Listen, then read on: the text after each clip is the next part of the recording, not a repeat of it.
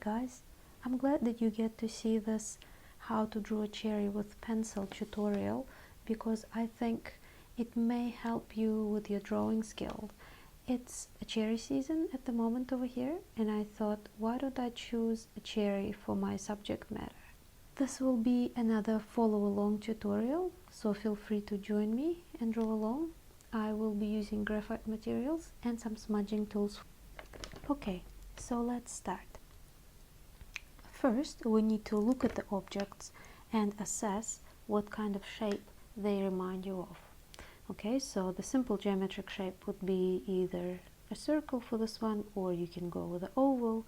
I have a separate video on how to start sketching any object with the use of simple geometric shapes. So please make sure you go and watch that one if you haven't seen that until now. I also have a video on Patreon about how to observe objects, which can also be really helpful. So remember, you can always go there, support me on Patreon, and watch extra videos. So for this one, I'm going to use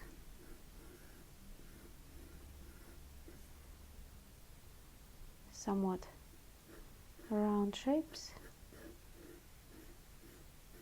Oh, they're not circles, they're not ovals, so something in between, rounded ovals. And so this would be our first step. Next is, let's mark our lines.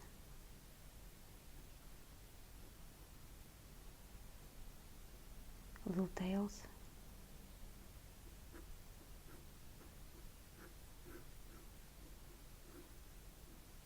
And remember, at this stage, make sure that you press very lightly on your pencil, because we will be doing a lot of changes. A lot of lines would have to come off, and some of them should not really be visible at the later stages of your drawing project.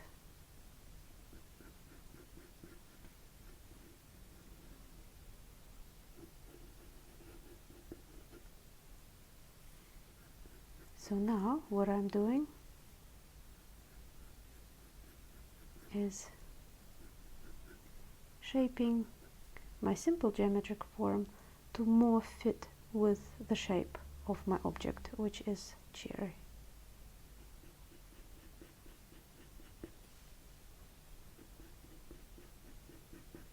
So I'm adding a little bit of extra flash there, extra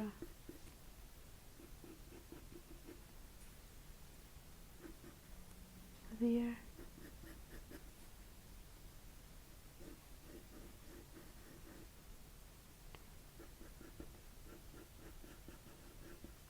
and just a little bit more on the bottom there. And of course the little stick, the tail, whatever it is called,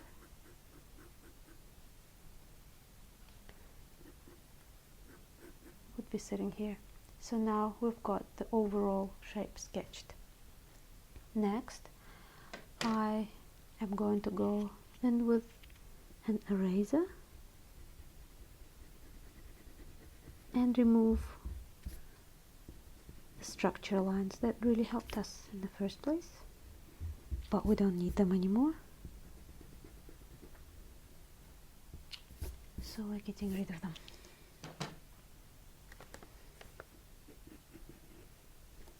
Okay, next we're going to mark the shadows, again in a very soft, sketchy way.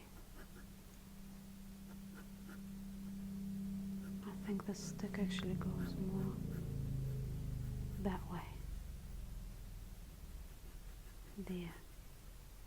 So remember, whenever you're drawing, the more your drawing will progress, the more you would need to alter things and change them around a little bit. Okay, so now going to the shadow. So if we very carefully observe the object, you would see that some parts of the object are touching the table, the background, and so everywhere where the object is closer to the background, the shadow meets the actual object, and the further away the object is, the more space that you see between the object and the shadow.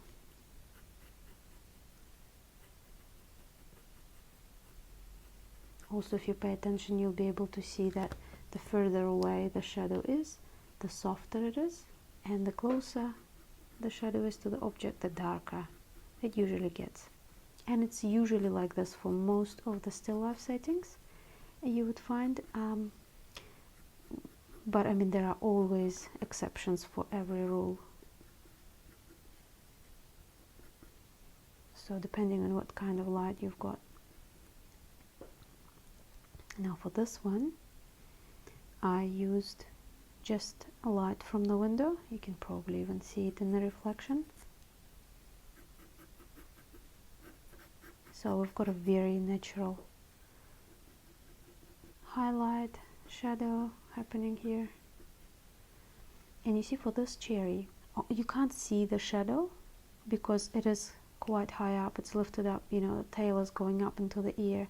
So there is so much space between that stick and the table, is that you pretty much, it almost disappears. It probably is there, like if I did like exaggerated the contrast on the photograph, you probably will be able to notice something, but it's not there now, so we're not going to bother with it. And then the shadows, so I've only marked the really strong shadows, and then we will be able to later add them in there. Okay, so far I've been using a 2B pencil. I do like to start with something in the middle. I wouldn't go any harder than HB, but 2B, 4B are really good pencils for just starting your sketch out. Next, I'm going to look at the photograph and I'm going to assess the darkest areas on the still life. And in this picture, I can see that because cherries are so ripe and so dark, cherries themselves bring in the darkest hue into the whole composition. So I'll start with these, and because the background is white, even though the falling shadows are quite dark, you would be able to see that they're still not as dark as the cherry itself, just because of the actual color contrast between these two surfaces. So one of the darkest areas on the cherry is this part of the shadow. So I'm just going to fill it in. So now I'm using a 9B pencil, so it's pretty dark.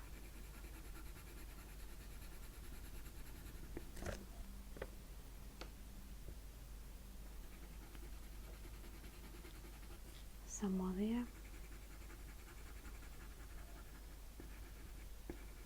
In some compositions like this one, it is beneficial to start with the darkest color, because you know this is the darkest that your pencil can go,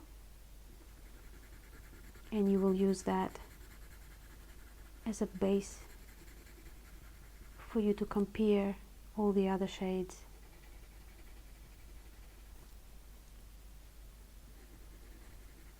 Okay, so this is already semi dark, and also because highlights here are quite strong, and well, they're not very sharp, but because cherries are quite shiny, you do get reasonably straightforward outlines almost.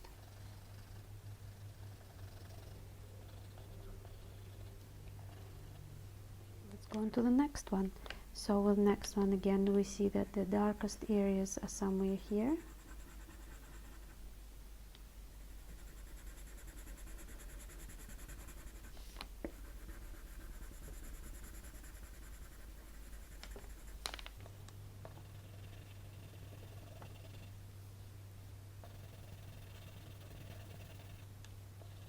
There's some over there, we'll get that later.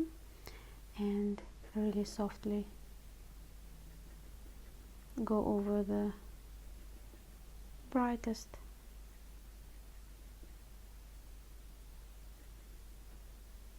spot or spots in this other cherry.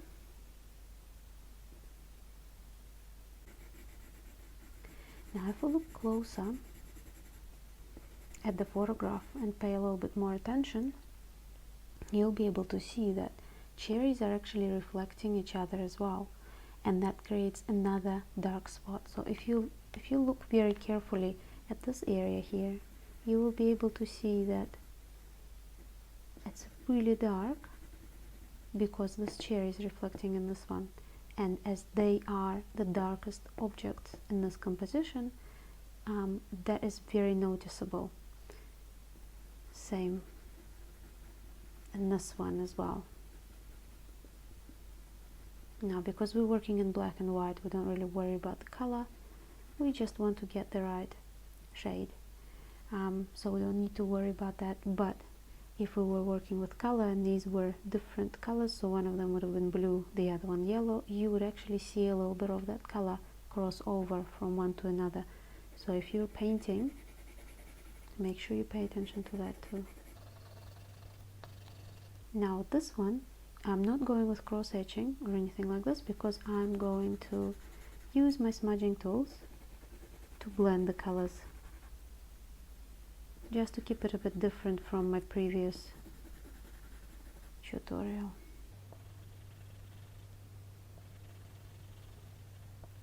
And at the moment I'm just looking at the cherries.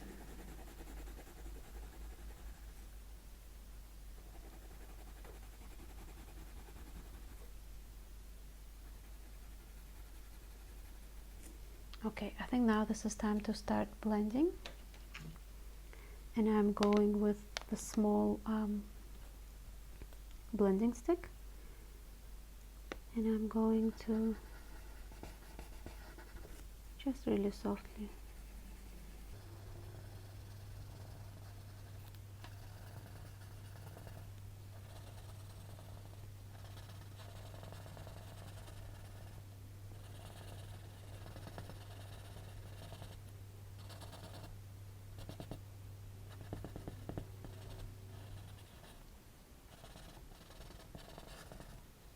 and the same thing on the other one.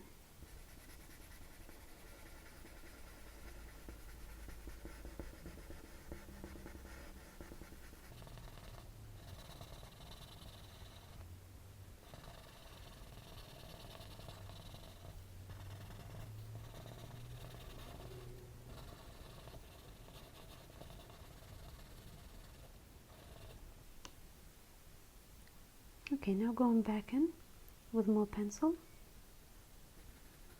By the way, if you're interested to find out about different smudging tools, erasers and things like that, there is another video for that, and if you haven't seen it, I do suggest you watch it, and I will leave all the links down below.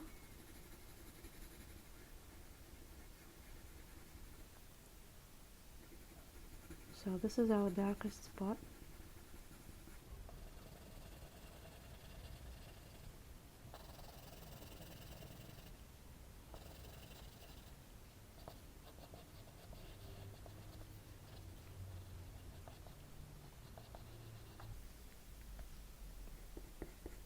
This area is a little bit lighter, but we'll be able to pick some of the graphite off the paper with the kneaded rubber a little bit later on.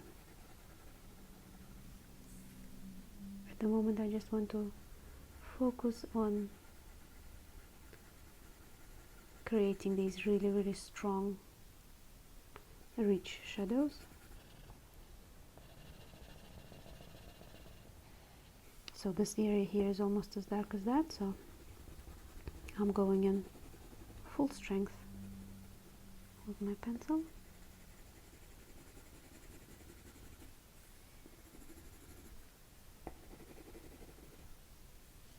Now let's go for the other one.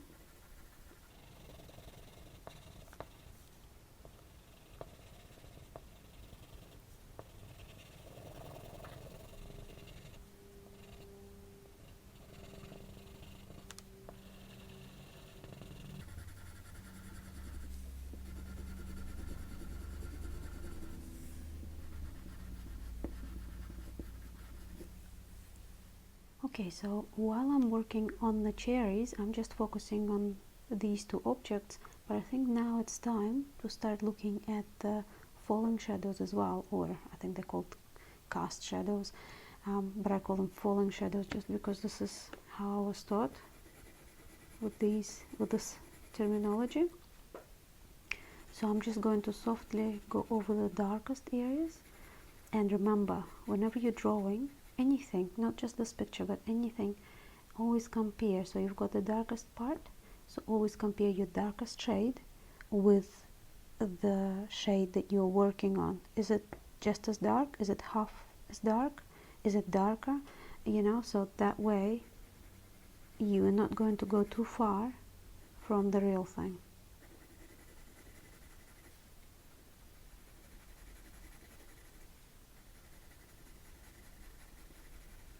If you're unsure, always leave it just a little bit lighter, because it's easier to sort of go back in with a pencil and add more shade than to remove it. It's not as bad with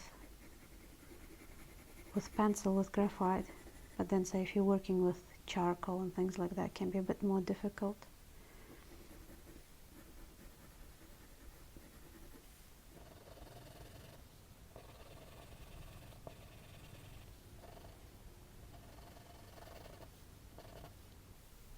So it's quite soft there, I'll just leave it as it is.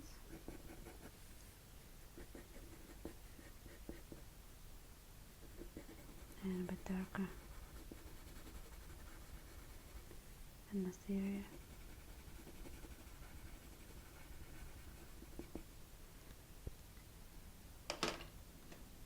And now I'm going to go for the larger smudge stick, just because I want to smudge things a little bit more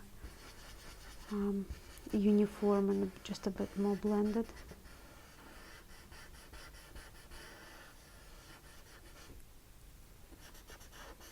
And same with the falling shadows.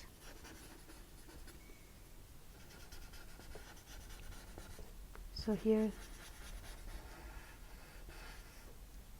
same thing.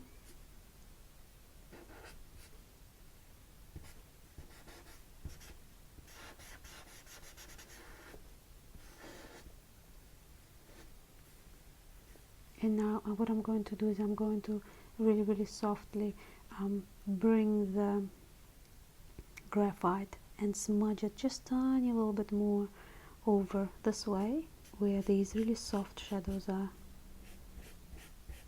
So I'm not even applying any pencil, not creating any pencil marks. I'm just blending whatever is there through onto the white of the paper, and you can see just how soft of the effect that you can create like this.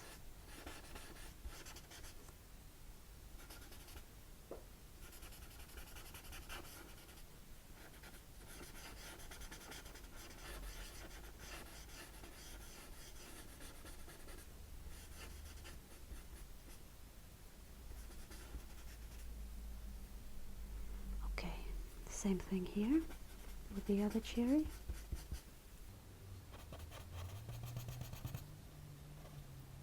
And just really softly again, blending it outwards.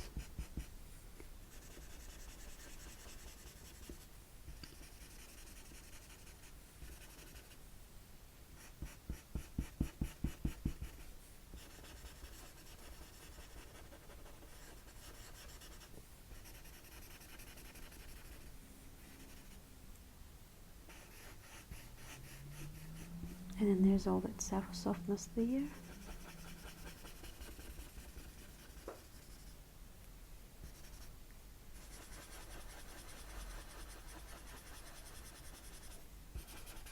And remember, when you're smudging, when you're using smudging sticks or other smudging tools that I talked about in one of the previous tutorials where I talk about graphite materials.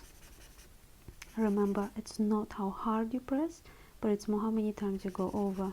That way you will get a really soft look. See, also here I'm already starting to use circular motions to really blend it out, and later on I'll be able to add some more graphite if I need to. Thank you for watching part 1 of this video. Make sure to subscribe and press the notification bell to get notified for my next part 2 video. And as always, thank you very much for drawing with me.